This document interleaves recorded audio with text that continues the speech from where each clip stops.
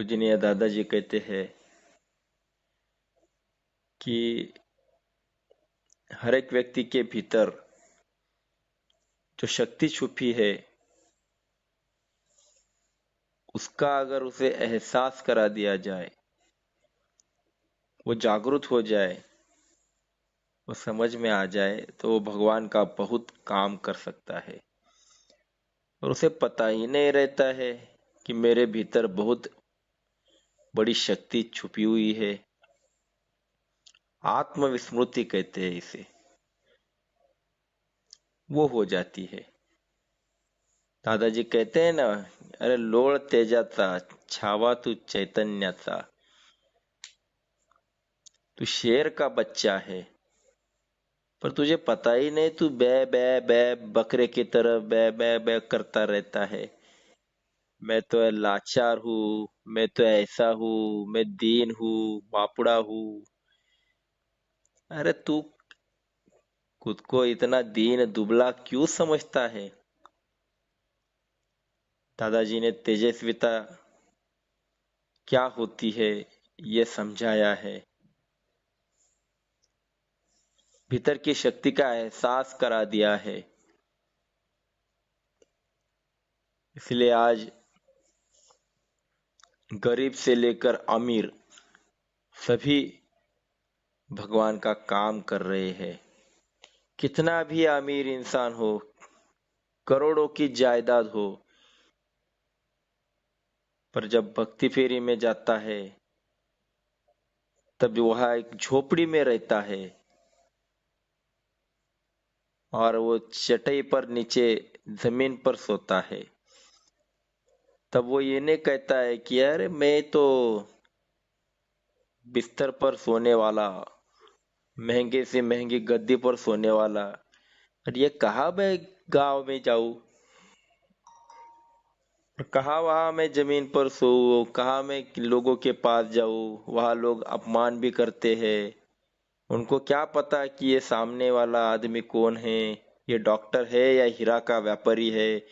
उसे लगता है कि ये तो ऐसे ही आ गए हैं, इनको क्या काम धंधा है नहीं, आ गए हमारी नींद खराब करने, दोपहर को हमारे घर की बेल बजाते हैं और बोलते हैं हम 10 मिनट 5 मिनट आपसे बात करेंगे। हमारी नींद हमें अच्छी है और ये नींद उड़ाने आए हैं। इनको कोई काम नहीं, बहुत अपमान भी करते, फिर भी कोई कुछ नहीं कहता, शांत रहते हैं। दादाजी ने हर एक के भीतर की ये शक्ति जगाई है कि तुझे भगवान का काम करना है। भीतर में जो शक्ति है, ब्रह्मांड चलाने वाली शक्ति है, वो कोई साधारण शक्ति नहीं है। तो तू भी कोई साधारण नहीं है, तू भी उसका लड़का है। तो तू कैसा रहना चाहिए? जब भी देखो तेरा मुंह उतरा हुआ, पूछा जाए तो बोले सूरत ही रोती है, तो क्या करे? अरे कभी तो हंस, कभी तो मुस्कुरा, इतना सब कुछ दिया है, कौन कर रहा है तेरा ये सब कुछ, कभी सोचा? डोळ्याने बघतो ध्वनी परिसतो, कानी पदी चालतो, जिव्हेने रस चाखतो, मधुरही वाचे आम्ही बोलतो, हाताने बहुसार काम करीतो, विश्रांतीही घ्यावया, घेतो झोप सुखे फिरून उठतो, ईश्वराची दया। तो जिस आंखों से देख रहा है वो आंखें, उसके भीतर बैठी हुई शक्ति कौन है, कभी पहचाना? आंखें तो अंधे को भी होती है पर अंधे को दिखाई नहीं देता है। तो आंखें होने से थोड़ी दिखता है, आंखों के भीतर में कोई शक्ति बैठी है, उसके कारण दिखता है। कान तो बहरे को भी होते हैं पर किसकी शक्ति से तू सुन रहा है? तो ये जो है, ये चलाने वाली शक्ति, जो तू बोल रहा है उसके पीछे जो शक्ति है, वो कौन है? ये शक्ति का जो स्ट्राइक कहते हैं वो होता नहीं है। पता सबको है, हाँ हमें पता है हमारे भीतर भगवान है, पर किसी को स्ट्राइक नहीं होता है। किसी को ऐसा टच नहीं होता है कि मुझे वो शक्ति के लिए कुछ करना है। ये जो स्ट्राइक जब तक नहीं होता है तब तक वो काम पे नहीं लगता है कि मुझे भगवान के लिए कुछ करना है, उसे समझ में ही नहीं आता। ये जो भीतर की शक्ति है, ये शक्ति, इसकी आत्मविस्मृति हुई है। और इसी को जागृत करने के लिए लोगों के पास जाना है और उनको भगवान तेरे भीतर बैठा है इसकी समझ त्रिकाल संध्या द्वारा देना है। ये आत्मविस्मृति हुई है लोगों को, ये उनको बताना है कि अरे तू ईट ड्रिंक एंड बी मेरी केवल पशु जीवन जी रहा है, ये कितने दिन जिएगा? क्या आने वाला है तेरा साथ? भगवान का काम तुझे करना है। जब सीता माता का जो ढूंढ रहे थे सभी वानर, तो रावण ने जो उठा कर ले गए थे, तो ढूंढ रहे थे, तो ढूंढते ढूंढते वो समुंदर पे आ गए। और समंदर पे अब क्या करे? तो वहां उनकी संपाति नाम का जो पक्षीराज था, जटायु का भाई, उससे उनकी भेंट हो गई। तब संपाति ने कहा कि राक्षस राज रावण ने सीता माता को इसी रास्ते से लंका ले गए हैं, भगा कर ले गया है। और ये समुंदर जग जो कोई समुंदर के पार जाएगा, वहां पर लंका है और वहां सीता माता मिल गई। अब सभी जो वानर थे, जो इतने दिनों से ढूंढ रहे थे, माता मिल नहीं रही थी, परेशान हो गए थे, वो खुशी के मारे अब वो बंदर जैसे वो कूदने लगे यहाँ से वहां, खुशी के मारे बहुत तो खुश हो गए। पर थोड़े ही समय में उनके ध्यान में आ गया कि अरे, हमें इतना पता चल गया कि सीता माता समुद्र के पार है, जो लंका है वहां में है। पर ये समुद्र के पार जाएंगे कैसे? ये कोई साधारण तो है नहीं, ये तो भयानक और प्रचंड गहरा ऐसा महासागर है, उसको पार कर जाना। तो सभी शांत हो गए, गंभीर हो गए। अब एक दूसरे का मुंह देखने लगे। अब उनको परिस्थिति ध्यान में आ गई कि समुंदर को लांघना, उसके उसके उस पार जाना तो बड़ा अशक्य प्राय संकट है। अब क्या करे? ऐसे समय पर सभी जो वानर सेना है, ये विचार विनिमय करने लगी, सोचने लगी, जाएगा कौन? अंगद जो था वो सभी को प्रोत्साहन पर भाषण देने लगा। हर एक के भीतर के सुप्त शक्ति का अंदाज लेने लगा। देख रहा था कौन क्या कहता है, किसके भीतर क्या है, किसकी शक्ति कितनी है।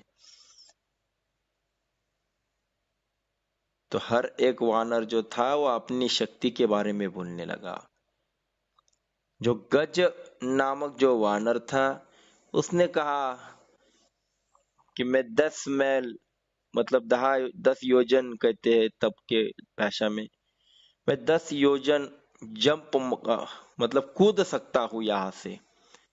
तो गवाक्ष ने कहा मैं 20 योजन जा सकता हूं, पार कर सकता हूं। शरभ नाम का जो बंदर था, वानर था, उसने कहा मैं 30 योजन जाऊंगा। तो ऋषभ ने कहा मैं 40 योजन कूद सकता हूं। गंधमादन नाम का वानर था, उसने कहा मैं 50 योजन पार कर सकता हूं एक ही जंप में। तो मैद ने कहा मैं 60 योजन। और विविधा जो वानर था, उसने कहा मेरे भीतर तो 70 योजन पार करने की शक्ति है। ऐसा समझो 70 किलोमीटर, 70 मैल, पर एक समझने के लिए। तो सुषेण तो जो वानर था उसने कहा मैं 80 योजन पार कर सकता हूँ।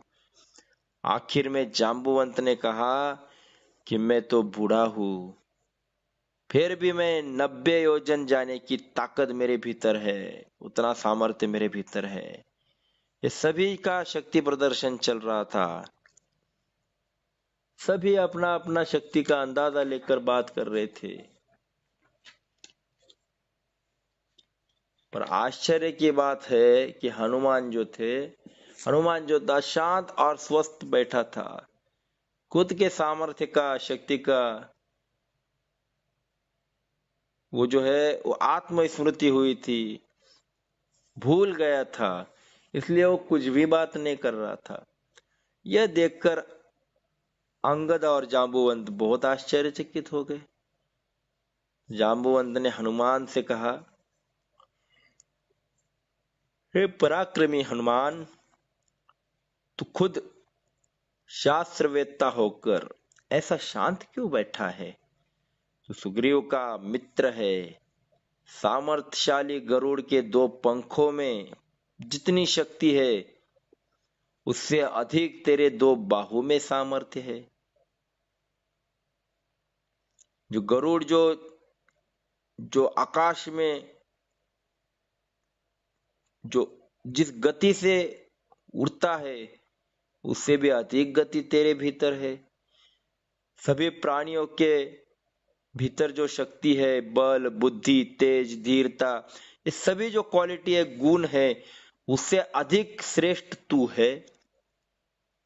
तो 100 योजन किया, अरे तू तो सहस्र योजन एक ही जंप में जा सकता है, पार कर सकता है। इतना अगाध सामर्थ्य तेरे भीतर है। तू वायु का पुत्र है। गति जो है तेरी इतनी जबरदस्त है कि वायु भी पीछे पड़ जाए, वो भी तेरी बराबरी नहीं कर सकता है। ऐसा होते हुए भी तू 100 योजन जाने का कार्य क्यों नहीं कर रहा है? तो जाम्बुवंत ने हनुमान को उसके सामर्थ्य की कल्पना दे दी, उसके भीतर की शक्ति जगाई, और उसको जब ये सब कुछ समझाया, ये बात की, उसको उसके सामर्थ्य की स्मृति प्राप्त हो गई और वो खड़ा हो गया और उसने सभी को समझाया और बताया कि ये समुद्र में एक ही जंप में पार कर जाऊंगा और लंका में जाऊंगा। और उसके बाद क्या हो गया, कैसा रामायण हुआ, कैसे सीता माता मिल गई और आगे क्या क्या हुआ, सबको मालूम है। कहने का तात्पर्य यह है कि आत्मविस्मृति होने के कारण बड़े से बड़े महायोद्धा भी नीचे बैठ जाते हैं। उन्हें लगता है मैं इतना कर पाऊंगा का, ये मुझसे होगा क्या? दादाजी ने हर एक के भीतर की यही शक्ति को जगाया है। कैन डू, तू कर सकता है, तू बन सकता है, तू हो सकता है। दादाजी कहते हैं ना कि कोई भी जानवर का बच्चा, जैसा गाय भैंस का, जन्म लेते ही खड़ा हो जाता है, उसकी ताकत है उतनी। हमारा बच्चा 9-9 महीने हो जाते फिर भी नहीं चलता है। पशु के बच्चे को पानी में तैरने की कला सिखाने की आवश्यकता नहीं है, फिर भी वो पानी में गिरते ही तैरता है। हम लोगों को तो इतना सब कुछ करना पड़ता है, तब जाकर हम कहीं सीख जाते हैं। पंछी जो होता है, वो चिड़िया जो घर बांधती है, घोंसला बांधती है, वो कोई इंजीनियर थोड़ी है।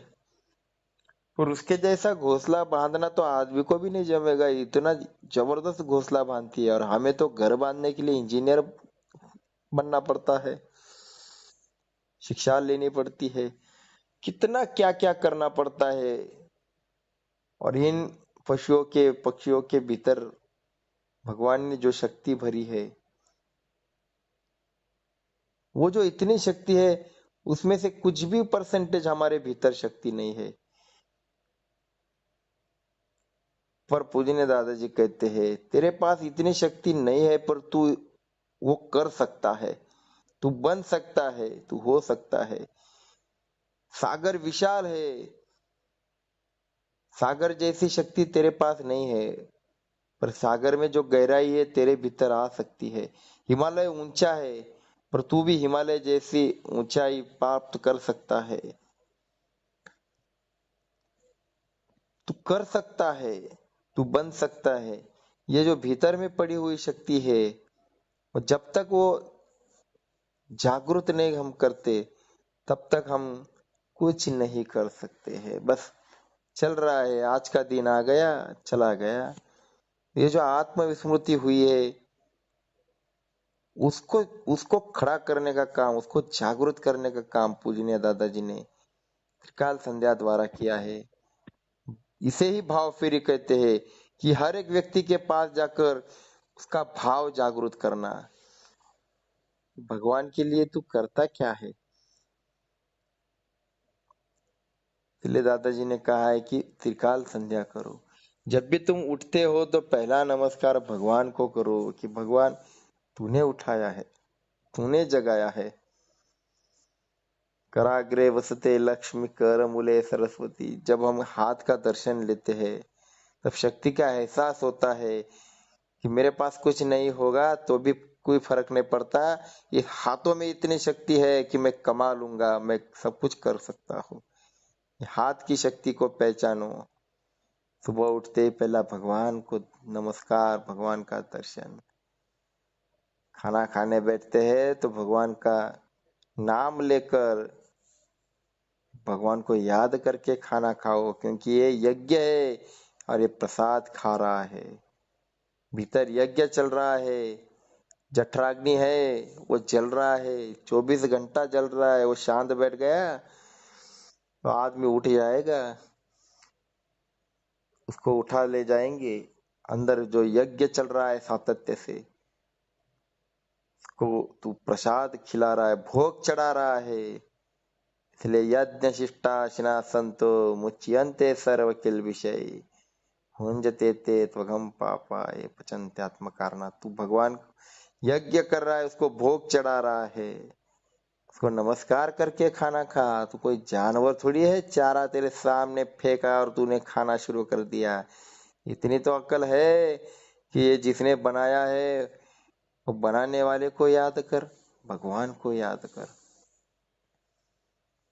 और सोते समय भगवान को याद कर। सोते समय भगवान को नमस्कार कर, फिर सो जा। कृष्णाय वासुदेवाय हरे परमात्मने। भगवान को नमस्कार करके सोना है। जिसने तुझे स्मृति दी, जिसने तुझे शक्ति दी, जिसने तुझे शांति प्रदान की, उस भगवान को दिन में 3 बार याद करना, इसे त्रिकाल संध्या कहते हैं।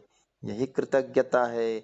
और जो मनुष्य कृतज्ञ नहीं, वो मनुष्य कैसे कहलाएगा? वो तो पशु जानवर ही है।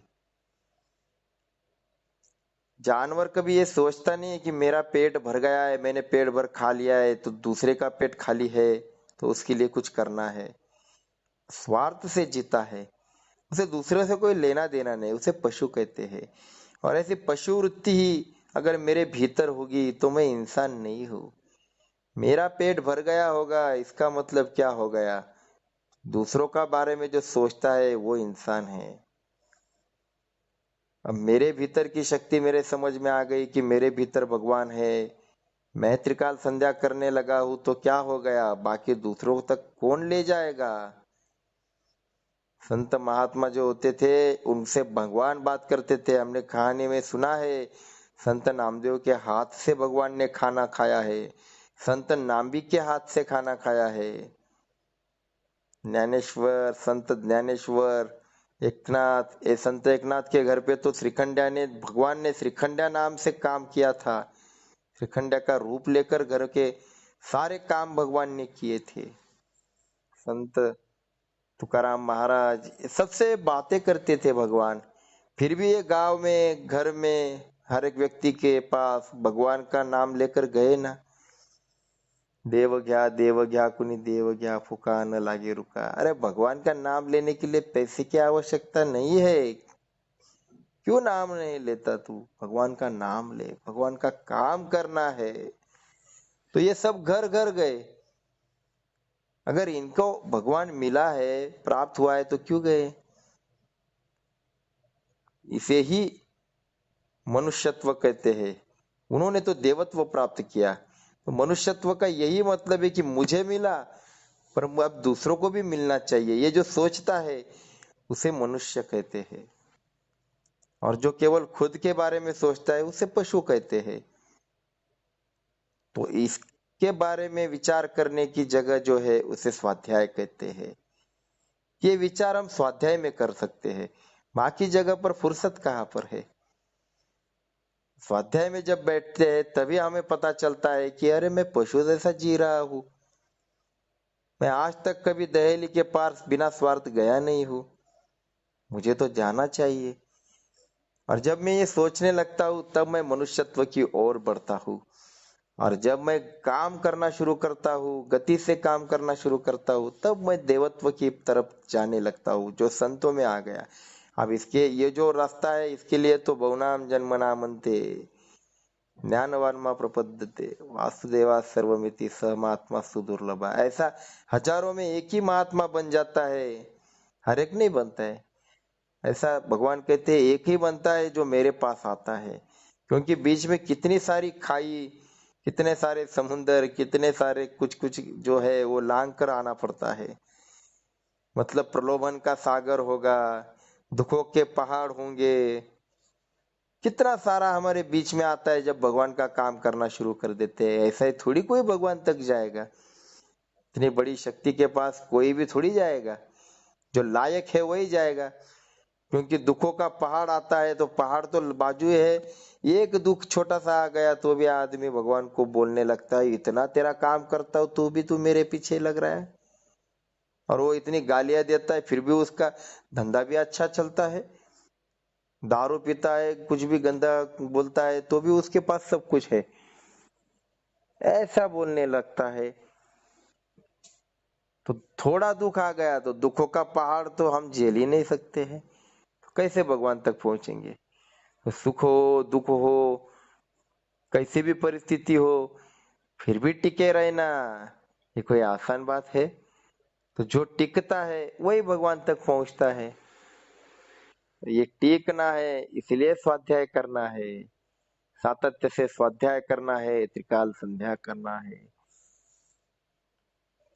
तो ये जो आत्मस्मृति हुई है, इसे ही जागृत करने का काम पूजनीय दादाजी ने त्रिकाल संध्या द्वारा किया।